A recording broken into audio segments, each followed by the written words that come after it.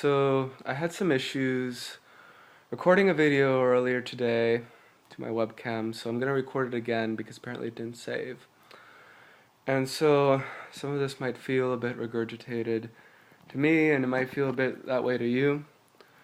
I don't know why, but here goes. So I apologize if I don't seem as charismatic as I was in that video. Who knows, for all I know, I was just interrupted by the Illuminati or whatever.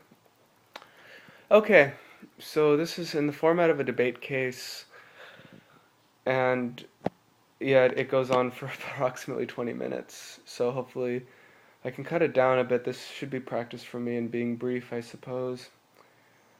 And this is about our naive, misguided notions of equality, and why the notions of equality that we have right now are fundamentally fascistic as opposed to, say, Marxist, which I think I'd rather prefer as a notion of equality. And I'm just going to hit my main points because I don't have time to put on a show right now. I'm exhausted from having filmed 20 minutes that were lost, working with a new camera. I'm frustrated because all this technology breaks down so easily and we have to keep buying new things. Okay, so, equality. What do we mean by it? My notion of equality and my vision of equality is a notion that on some level we're all the same. We have the same basic human needs for things such as food, perhaps things such as sex or sexual satisfaction, shelter, and safety. And also we require acceptance from others, and once those basic deficiency needs are met, as accords with Maslow's hierarchy of needs, then we have another set of needs called excess needs, and this is where really we become individuals because different people succeed to different degrees in these different arenas.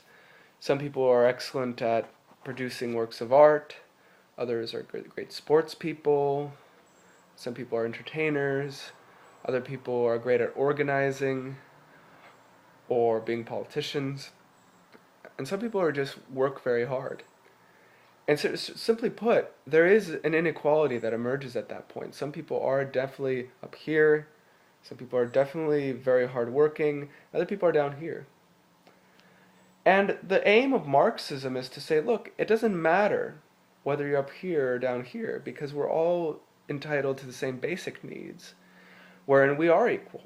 And if those basic needs aren't met, then we can't even have this disparity here. And this disparity is beautiful, and we shouldn't pretend that it's not there. Because these strong people are going to lead society, they're going to be in charge, and these weak people will be content to be here because they won't have an ego about it. The only reason why we have egoism to the rampant degree that we have is because of self-serving. And self-serving happens when these people have to compete with these people for the same job, which is as though the job were necessary to having basic resources provided for you. This isn't necessary on the largest scale. We've had an excess of food for, as I understand it, 50 years or so. And even as the population is growing, I believe that our capacity to produce those resources is growing. So why not make starvation a thing of the past? They say economics is a dismal science. I say it's a schizophrenic delusion. I think regardless of what might happen if you send food to some African country, you're compelled to keep trying. And even if people develop a dependency, that's okay, just so long as you keep revising your opinion of how to handle the situation. And I don't care much about what the specialists have to say about it because it's an ethical imperative that you keep at it. And anyone who's gone through really serious conflicts in one's own life can surely understand how in this case I think you can extrapolate based on that notion of a struggle of an agon onto political matters, because it's the same basic thing. You're still meeting people's needs and meeting your own duty to provide for your fellow human beings. That is what equality depends on, recognizing that it's your duty to provide for your fellow human beings. And this isn't the same kind of naive extrapolation based on individual experiences we encounter in science. You know, in science, we think that you could just find like just one little experimental box, you can perform one little experiment and then extrapolate from onto it within sensibly controlled circumstances onto the whole fucking universe. That's not what I'm talking about. I'm not talking about something theoretical. I'm not talking about inferences that we draw in the abstract. I'm talking about something very concrete. I'm talking about, actually providing for people, and making that one's ongoing responsibility and one's ongoing struggle. But what we have is something more akin to fascism, and this is a key thing that makes it fascistic. First of all, I'm pointing out that Mussolini, the founder of fascism, said that capitalism has its natural conclusion fascism. Now, some people think, oh, it's actually communism has its natural conclusion. Is the natural conclusion of capitalism. I really have neither. But I mean, if I had to prefer one, I'd rather go with communism. But the thing about it is that the reason why fascism happened to occur in Italy, I should say, the reason why capitalism in theory leads to fascism is because of its own notions of equality, which try to stamp out this inequality up here, which is intrinsic to human nature. Some people, it's even like the Zen Buddhist poem says, so, sometimes the grass grows short, sometimes long. And make it all like down here, make it all focused entirely on people's equality. Admittedly, that's also what a lot of communism does.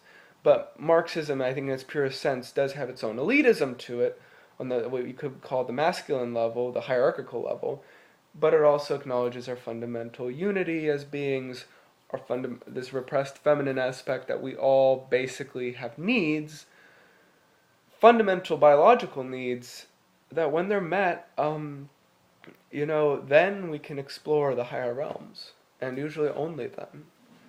And the starving artist is a joke. No artist should be starving, because you have to have your needs met in order to do art well, and all of that. So, what's the issue here? Well, people usually think that Marxism is responsible for a lot of the social justice bullshit, but really a lot of the social justice bullshit comes from capitalism. It's really engineered. Because they say equality in terms like racial equality, or sexual equality, gender equality of all goddamn things, wage equality. And let me just tear apart each one of those. First of all, racial equality, what the fuck's race? What the fuck's a white person or a black person? This literally seems to suggest that you can't have a fair society without segregating people. In your thinking, in your mentality, you'll never have a post-racial age? I thought we were living in a fucking post-racial age, dude. But apparently the media doesn't want you to believe that. Right? I mean, you go to a bar, everyone's listening to hip-hop and country and whatever, and people are using all kinds of different dialects, but we still say, oh, racism's alive and well. Well, where?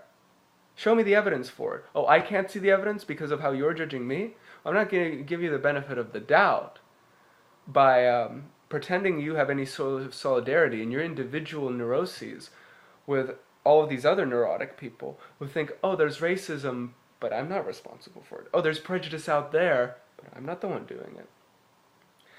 It's like, you get the impression that the moment they publish that statistic, and I'm sure they can engineer and fabricate as much as any other statistic is fabricated, that says, oh, look, black people and white people are equal, there'll be cheers in the street, and I'll be like, fuck all of you.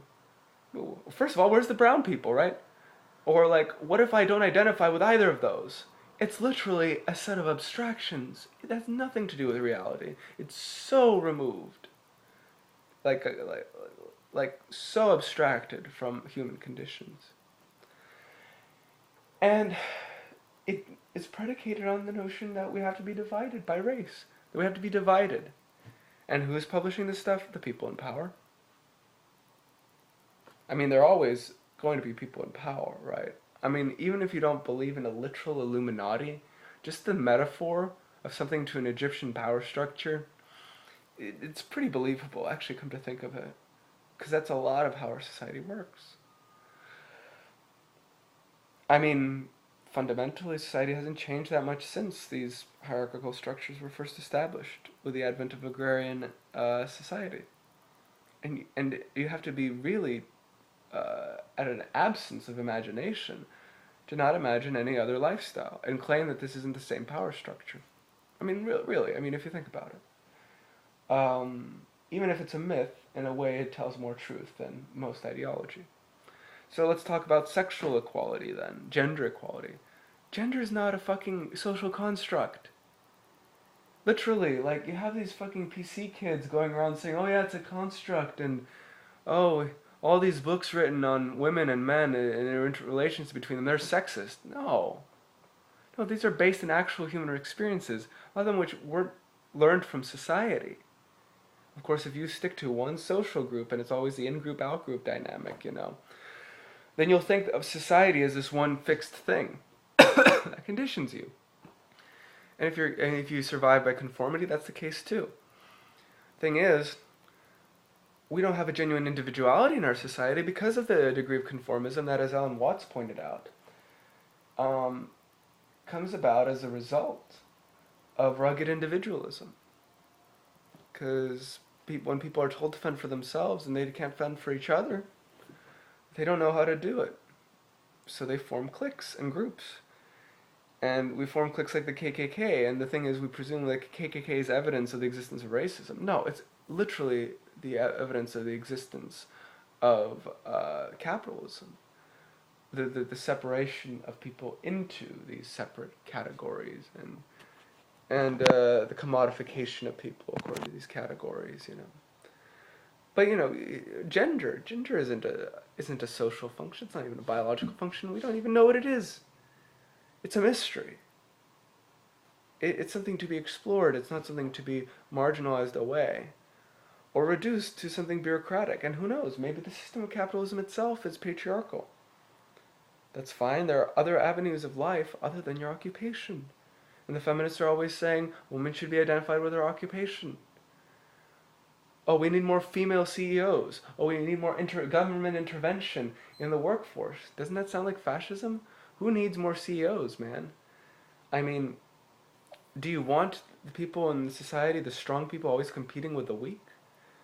And having the few people controlling things be those strong people who are also immoral? Because I know I wouldn't want to be a CEO, and I don't consider myself a weak person. Would you? There is also wage equality. As though you could, divide up the amount of work you do and measure it, like energy, right? Like saying that you can measure the amount of energy that you expend in volts or something. And then if one person expends more energy than someone else within the same hour and they get paid the same, oh, well actually the stronger of these two people is being underprivileged because per volt he gets paid less. It's like, imagine that I get paid, I work for an hour and someone else works for 4 hours. And by the end of the day, each of us makes $1. You say, oh, that other person is getting paid 25 cents an hour. Maybe, or maybe that person, we both get paid $1 a day, it just takes that person longer to finish her work. And the only reason I say her is because all of my coworkers, for the most part, have been women. I'm just extrapolating from my circumstances, that's all.